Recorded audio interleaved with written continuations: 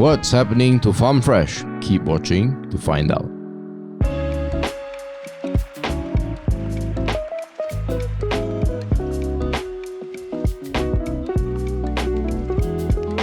We do not own any shares in FarmFresh, but we do own some shares in Gtronic.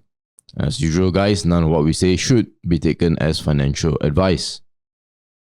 Hey guys, if you're interested in building a 6 to 7 figure portfolio using the power of stock investing, head over to the comment section or the description to sign up for our free masterclass so that we share with you exactly how we do it. All right, let's start with the milk company, FarmFresh. Of course, context is that the biggest news prior to the what we're going to share now is that they acquired Inside Scoop. Inside Scoop, yes, correct. But year to date, they're actually down 33%, and then I think in a single day they were down 10%. Yeah, the past 5 days. Past 5 days. Yeah. So it's quite painful. I think FarmFresh is a loved brand, so people thought that, well, if people love the brand means the share price will also be well loved. That is not the case for stock investing. That's not how it works totally. And let's go. There's a UMA. Okay. Yeah, so this UMA is actually released by FarmFresh themselves. It is actually not in response to any query from Bursa. So that is what they actually say over here. But basically, they are just trying to share the information to the public that there's actually a fear in Australia, specifically this announcement by Berhad Group, it is an Australia stock exchange, that their Australian milk production is going to be on a decline because of there's a lot of intense competition for raw milk. And also, they kind of say that they're going to have like some sort of impairment of asset as a result of this reduction in production. And so the market kind of thought that FarmFresh also be impacted because they think that FarmFresh buys a lot of raw milk from this third-party supplier, which is from Australia, which FarmFresh kind of clarified that they don't, because they say that in financial year end March 2024, so this is 2024, it's not even 2023, that they say that the purchase from these third-party farmers in Australia is going to be around like 14% of their total milk ingredient. So they're trying to imply that most of the raw milk is actually going to come from them themselves. It's not going to be from other players, because other players are kind of like charging at a very high price because of this reduction supply demand. That's why they're scared that FarmFresh will be incurring a higher cost as a result. But this is just FarmFresh trying to give the shareholders some sort of like reassurance that nothing is, there's a minimal impact on them. Now, speaking of that 14%, right? So this is the data that is coming out from their prospectus. So in their prospectus, about 83% of where they source their raw milk is actually coming from these Australia third parties. So you can see that this number is like from like 83%. So they are trying to bring down this number to as low as like 14%. Yeah, and they also did mention that this is going through like this sort of method. So number one, they actually invest in a processing facility in Kyabram, Australia. It's already over there. It's just that they haven't really, we're still waiting for them to expand for their phase 2, which then will actually produce them about like 50 million liters of UHT ambient products in Australia, instead of relying a third party in Australia. And not only in Australia itself, they also want to expand in other countries regionally, particularly in Indonesia and Philippines. They're also going to have like processing facilities over there, and that will actually bring them another additional capacity of about 20.8 million liters. Okay, but this news actually didn't really came out like July on that day, like the 5 days period.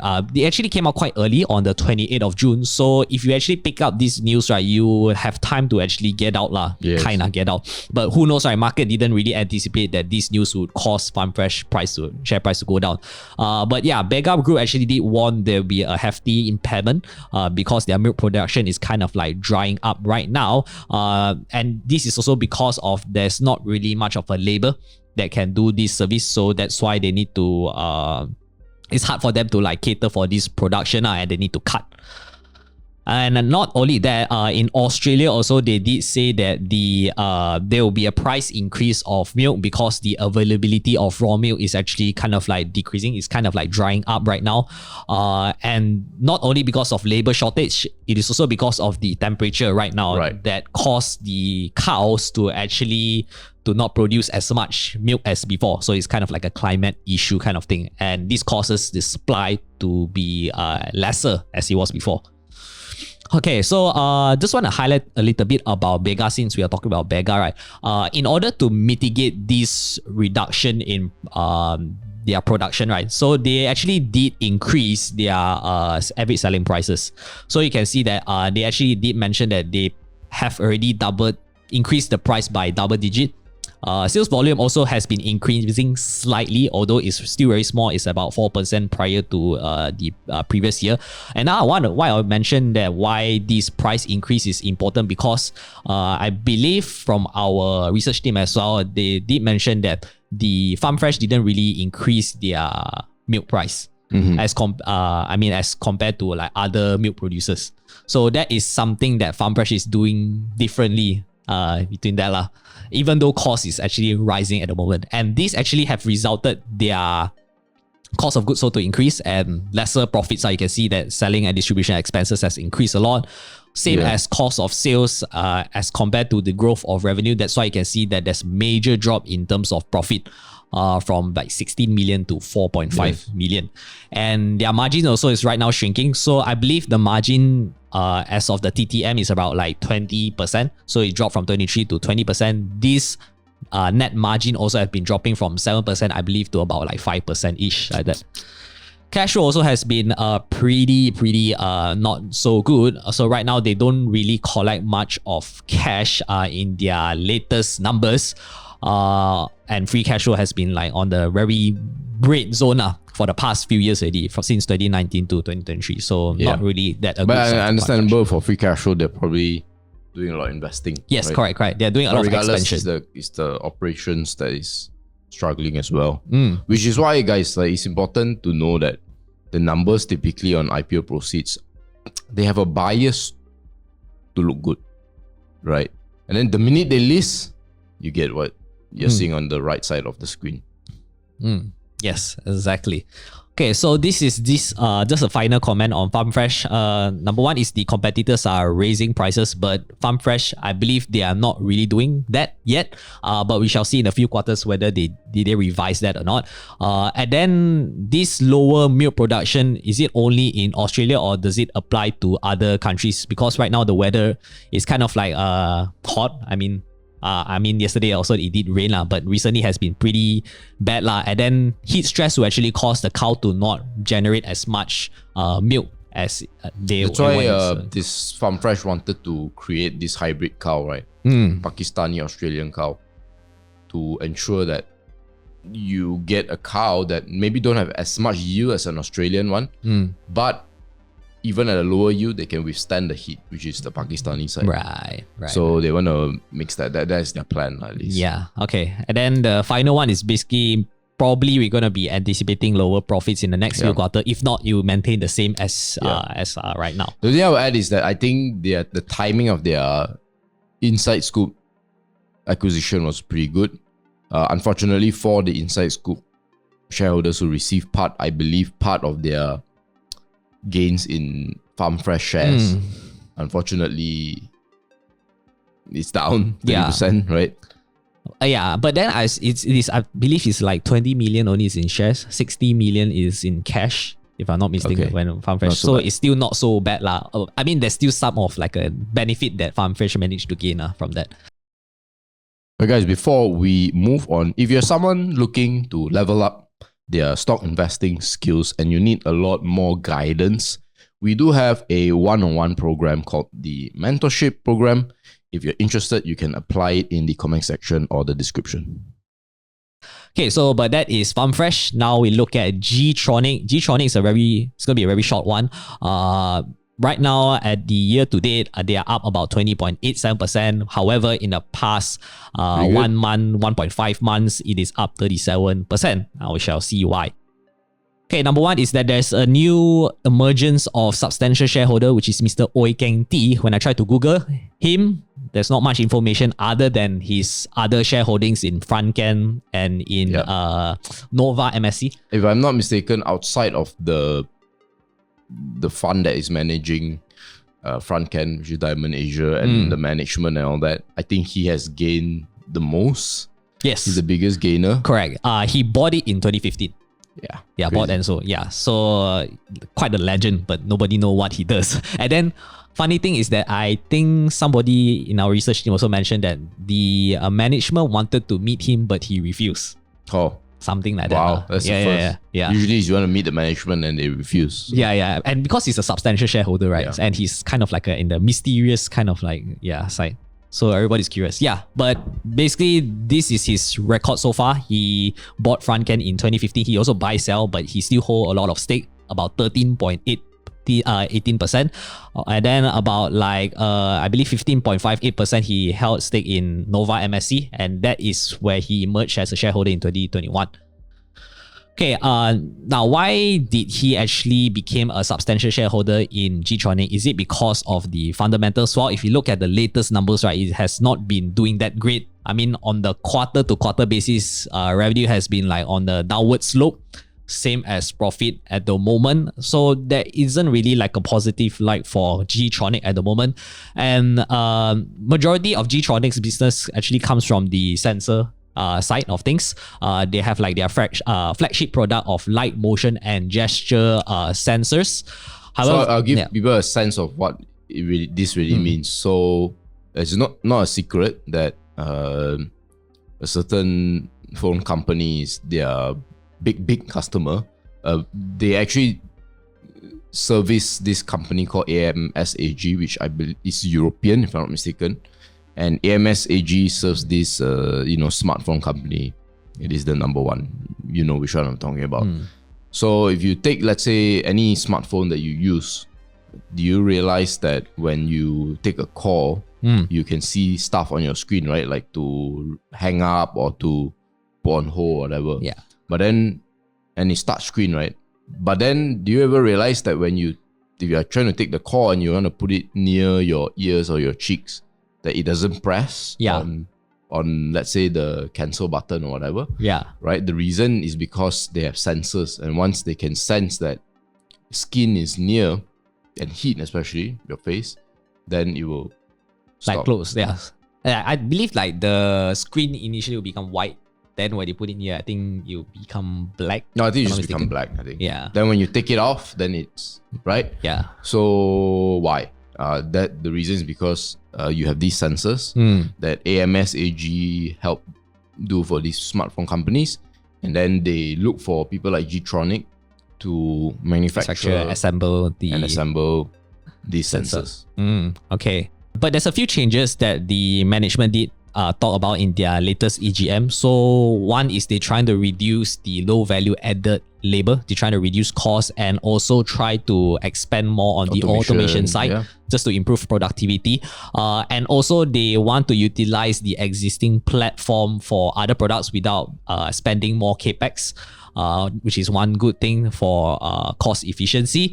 And also right now they are trying to serve more customers in the automotive product sensor, power electronic, going into automotive product, basically a lot of automotive and also optical component that's going into data center. So that is the few key industry that they find it exciting that can potentially improve their business. But yeah, so right now you can see that this is the sensor where it is lying in the semiconductor market. It's not really going to grow that a lot. I mean, if you compare between the memory and logic devices and also analog, right, it's actually the difference between the numbers that is needed is quite a discrepancy. Yeah. But sensors is not really going to grow much, which is also why Gtronic is kind of like struggling at the moment in the short term. So this one is just an additional information for you to look at. The consumer electronics segment, although it is the most lucrative segment, but I believe the growth side wouldn't be as great as the automotive and also as the telecommunication going in the future from 2021 to 31. So consumer electronic is where Gtronic is sitting at. They are trying to expand it to automotive segment. So hopefully that will actually there's going to be so many sensors. Yes, revenue and also profit.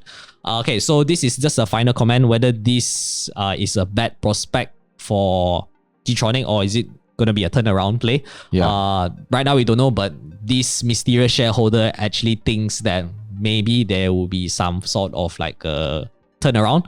I mean, we can see from his past acquisition from FRONTGAN, right, that he bought it way early before the boom on this cleaning of this microchip from FRONTGAN actually happened. So yeah, but that is just my final takeaway. What about you? So one thing to take note is that I think it's quite clear that the automotive sector will have a lot of sensors involved. Yes. I mean, it's obvious, right? But as we know, Apple's newest product is the VR headset. Vision Pro. Yeah. Vision Pro. And Vision Pro has, if I'm not mistaken, has way more sensors than a typical iPhone. And that is going to be a big driver because if Apple does it, you think Samsung's just going to sit by and Huawei and Xiaomi or whoever's just going to sit by? Do you not think that they will come out with their own version? Answer is 100% yes. So, that could be... The question is, what is Mr. Uy seeing? And we know historically, through his FRONTGAN bet, he saw that, through a combination of a few things, right? Diamond Asia coming in, the CEO and all that. But he could see the future in FRONTGAN because they were making the switch from relying on oil and gas to semicon. Yeah. So he can see this trend. So the question is, assuming he's consistent, what trend is he seeing in Gtronic? It cannot be the old trend. So if you're looking at the past tier, right? Like Mr. Uy probably doesn't care too much. But the question is, what is the future? And I suspect part of it is the growth of automotive and the growth of this AR/VR headset. The second thing is the management. Now, I had the privilege of meeting the management before. They will never say who they are supplying, but everybody knows. I still remember he told me like Korean and food company. So okay. Then the second is quality of management. So the interesting thing about Gtronic is, number one, they are the typical Penang company where they are very prudent with their money. Okay, that's number one. Number two, they are a very unique tech company whereby they are also pretty consistent and generous dividend payers, which is rare. Yep. Okay, so that's unique. So imagine it could be that what Mr. Uy is saying is that there's this future that is going to change for the better for Gtronic, and you're going to get sweet dividends also. This is something that we talked a lot about for our recent free Masterclass. Yes. Guys, you want to get hold of that Masterclass? We got a recording. I think it will still be out. Yeah. I mean, if there's more demand, then maybe we'll extend it. Yeah. Just let us know if you want a free recording of that. But continuing on this, I think there are several things that are being lined up that make Gtronic look interesting. The only thing I don't like about Gtronic is the fact that it's worth 2 billion. I think it's a bit too big for me to be very, very excited. That said, I think because I'm shareholder, the future will be brighter than the past year or two. That's just my opinion. Yep. I think that's about it for today. So the masterclass we talked about was, investment strategies that you can implement for the second half of 2023. And of course, we also have a discount that's open for FIRL Pro. Yes. 33% discount, but we only have 20 slots. Much less than 20 slots now. And these are some of the performance on the right. You can see it. This program is designed to shortcut your journey to discover good investments via very easy to read 10 to 15 minute ideas report. You want to get a sense of what these reports are, head over to the free sample section to check it out. If you like it, hope to see you in the program. If you don't like it, that's fine as well. Always grateful for your support, and I hope to see you in the next video.